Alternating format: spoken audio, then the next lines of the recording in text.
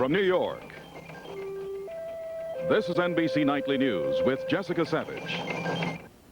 Despite threatened budget cutbacks, the U.S. Office on Smoking and Health plans to go ahead with one of the largest anti-smoking campaigns ever. This campaign will be aimed primarily at women in their teens and early 20s. As Barry Kaufman of WMAQ reports, lung cancer among young women has reached epidemic proportions. Gwen Maxwell began smoking in her late teens because everyone else was doing it. She has smoked a pack a day most of her adult life. Last April, at age 47, she learned she had lung cancer. Reluctantly, she blames her smoking. It makes you somewhat angry, and then it makes you somewhat sad, too, when you stop and think you're really only destroying yourself.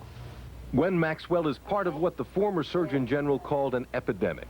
In the past 25 years, the incidence of lung cancer in women has climbed 238%, far greater than the increase for any other cancer in women or men.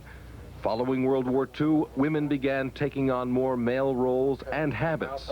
Cancer specialists believe the surge in smoking among women in the 1950s and 60s is responsible for the rise in this deadly disease. Dr. Harvey Gollum is co-director of the University of Chicago's 6-year-old lung cancer program. We see many more women with lung cancer, and we tend to see younger women with lung cancer. That is, we're seeing women in their late 30s and early 40s with lung cancer. Marianne Burke also has lung cancer, but she and husband Bill don't understand why it came a year ago to this then 39-year-old mother of 2 who smoked for 16 years, but only 1 or 2 cigarettes a day. No, I thought that with the small amount of cigarettes that I smoked, it wouldn't affect me. And whether it did or not, I don't know. The type of lung cancer Marianne has also hits non-smokers, so doctors can't say if her smoking caused her cancer. But surgeon Dr. Thomas DeMeester says Marianne's chances would have been better if she hadn't smoked. We know that people who smoke, say, 1 to 9 cigarettes a day are definitely have an increased risk of developing cancer, lung cancer, over those who never smoke. For how long would you be smoking 1 to 9 a day to have an increased risk? 10 years. For the first 9 years of their marriage, Bill smoked 2 to 3 packs a day. 8 years ago, he quit. Could Bill's smoking have affected Marianne? There is new evidence that a smoking husband may increase a wife's lung cancer risk.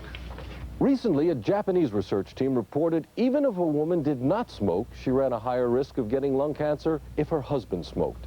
Compared to wives of non-smokers, her lung cancer risk was doubled if her husband smoked a pack or more a day.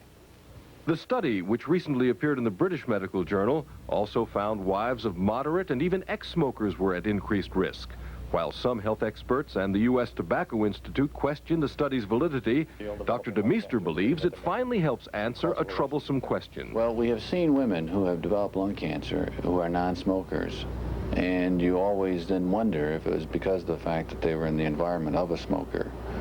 We never have really linked it as good as the Japanese study has done. Very few people who get lung cancer live more than a year and a half.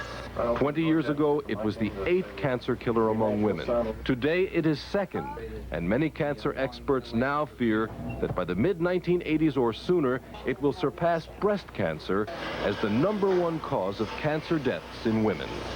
Barry Kaufman for NBC News, Chicago.